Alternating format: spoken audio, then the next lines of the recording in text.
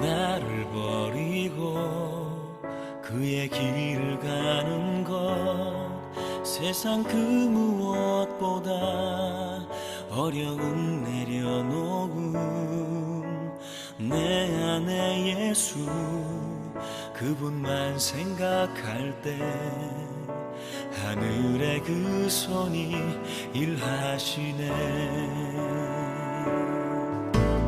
그분의 마음 그분의 시선 그분의 원하심은 내 맘에 두는 것 십자가 그 길 그곳에 나설 때에 주님 나를 통해 일하시네.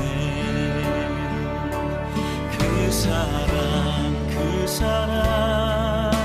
나를 살리신 그 사랑 하늘의 모든 영광 다 내려놓으신 내 삶도 그렇게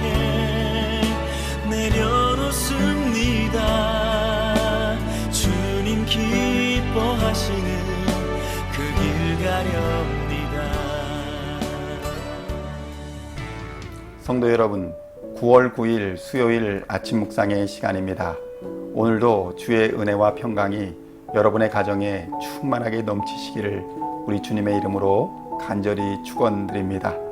오늘은 고린도전서 10장 23절로 33절까지의 말씀을 본문으로 오직 주의 영광을 위하여 라는 제목으로 은혜의 말씀을 함께 나누고자 합니다.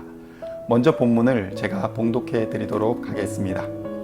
모든 것이 가하나 모든 것이 유익한 것은 아니요 모든 것이 가하나 모든 것이 덕을 세우는 것은 아니니 누구든지 자기의 유익을 구하지 말고 남의 유익을 구하라. 무릇 시장에서 파는 것은 양심을 위하여 묻지 말고 먹으라. 이는 땅과 거기 충만한 것이 주의 것임이라. 불신자 중 누가 너희를 청할 때에 너희가 가고자 하거든 너희 앞에 차려놓은 것은 무엇이든지 양심을 위하여 묻지 말고 먹으라. 누가 너희에게 이것이 재물이라 말하거든 알게 한 자와 그 양심을 위하여 먹지 말라.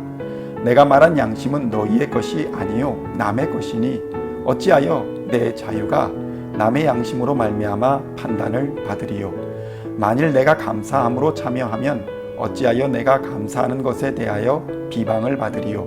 그런즉 너희가 먹든지 마시든지 무엇을 하든지 다 하나님의 영광을 위하여 하라.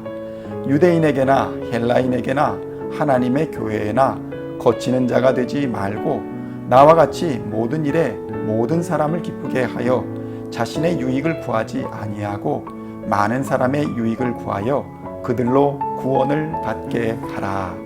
아멘.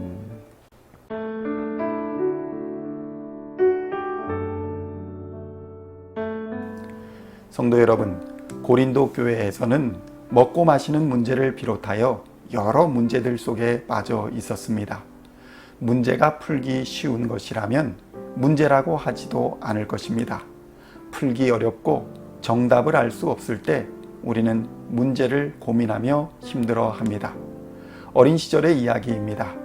어린 시절 카레라이스도 귀했던 시절에 경양식집에 갈 기회가 있었습니다. 어린 나이에 처음 나이프와 포크를 사용하게 될 것이 신나기도 하고 두렵기도 하여서 당시 유명한 백과사전을 뒤져보기도 했습니다.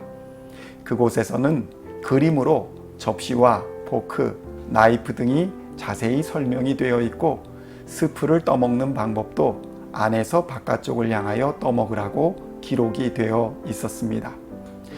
저는 이 사전을 정독하여 나이프와 포크를 쓰는 법을 익히고 나서야 마음 편하게 양식집에 가서 식사를 할 수 있었습니다. 그런데 제가 책에서 배운 것과는 다르게 많은 사람이 제 멋대로 스프를 떠먹는 것을 보고는 저 사람은 매너가 없네, 이런 유치한 생각을 하면서 식사를 했던 경험이 있습니다. 시간이 흘렀습니다. 어느덧 미국에서 이민자의 삶을 살아가고 있습니다. 가끔 미국 식당들을 가보게 되면 그저 자기 편한 대로 식사하는 사람들을 보게 됩니다. 정작 미국 사람들은 편하게 먹는 것을 한국 음식에 익숙한 이방인이 그냥 얕은 지식으로 사람들을 판단하고 있었던 것에 부끄러움을 느끼고 또 문화를 이제는 넉넉한 마음으로 받아들여야 하겠구나 생각하고 있습니다. 오늘 본문은 먹고 마시는 문제에 대하여 치열하게 다투고 분열하던 고린도 교회 사람들에게 바울이 문제 해결의 기준이 되는 원칙을 제시하고 있는 것입니다. 그것은 바로 남의 유익을 구하라는 것이었습니다. 24절의 말씀입니다. 누구든지 자기의 유익을 구하지 말고 남의 유익을 구하라. 아멘. 성도 여러분, 성도는 어떤 판단의 기로에 서게 될 때에 우리는 남에게 유익이 되는 쪽을 선택해야 합니다. 이것은 요즘에 일어나는 여러 사회 문화 현상에 대한 기독교인의 자세와도 연관이 있습니다. 남에게 유익이 되는 쪽을 우선하여 선택하는 사람이 나아가 하나님의 영광을 위해 선택할 수 있다는 것입니다. 우리는 하나님의 영광을 위해 일한다고 하지만 남의 유익은 돌아보지 않을 때가 얼마나 많습니까? 하나님의 영광을 위한다고 하면서 배우자나 자녀의 유익을 돌아보지 않는다면 그 선택은 하나님의 영광을 위한 것이 아닐 것입니다. 그래서 성경은 남의 유익을 위하는 자가 나아가 하나님의 영광을 위해 일할 수 있다고 증거하는 것입니다. 31절의 말씀입니다. 그런즉 너희가 먹든지 마시든지 무엇을 하든지 다 하나님의 영광을 위하여 하라. 아멘. 그렇다면 성경은 왜 남의 유익을 구하라고 명령하고 있는 것일까요? 첫째로 남의 유익을 구하는 것이 법과 양심을 넘어서는 차원 높은 윤리의식의 표현이기 때문입니다. 우리는 무엇이든지 법에만 안 걸리면 되는 거 아니냐라고 생각하기 쉽습니다. 그리고 세상의 법을 지켰으니 자기는 아무런 양심에 거리낌이 없다고까지 말을 합니다. 그러나 성도들에게는 다른 사람의 유익을 구해야 하는 하나님의 법이 있음을 기억하십시오. 23절로 24절까지의 말씀입니다. 모든 것이 가하나 모든 것이 유익한 것은 아니요 모든 것이 가하나 모든 것이 덕을 세우는 것은 아니니 누구든지 자기의 유익을 구하지 말고 남의 유익을 구하라. 아멘. 둘째로 남의 유익을 구하는 것이 결과적으로는 남을 구원하는 일이 되기 때문입니다. 33절의 말씀입니다. 나와 같이 모든 일에 모든 사람을 기쁘게 하여 자신의 유익을 구하지 아니하고 많은 사람의 유익을 구하여 그들로 구원을 받게 하라. 아멘. 남의 유익이 된다는 것은 남에게 거치는 자가 되지 말라는 의미입니다. 성도 여러분, 하나님의 영광을 위한 행동이 무엇이라고 생각하십니까?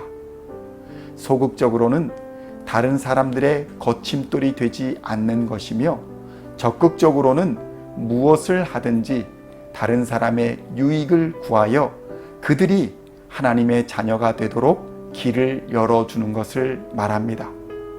하나님의 영광을 위하여 사는 사람들은 자신의 자유와 권리를 사용함에 있어 다른 사람이 죄를 짓는 원인을 제공해서는 안 된다는 것입니다. 그리고 그들로 실족하게 하는 거침돌이 되어서는 안 된다는 것을 본문은 말씀하고 있는 것입니다. 오늘 우리 모두는 어떤 판단을 내려야 하는 상황에 처하게 될 것입니다. 모든 일에 형제와 자매로 실족하지 않게 하고 자신이 아닌 타인의 유익을 구함으로써 마침내 하나님의 영광을 구하는 자리에까지 나아가시는 우리 시온의 모든 성도님들이 다 되시기를 우리 주 예수님의 이름으로 간절히 축원드립니다. 기도하시겠습니다.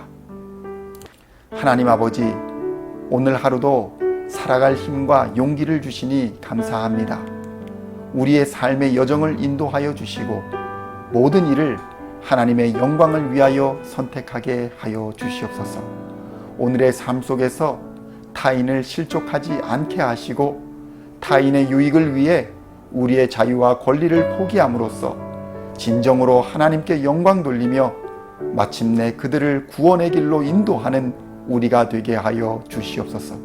승리를 주시는 하나님께 감사드리오며 예수님의 이름으로 기도하옵나이다. 아멘.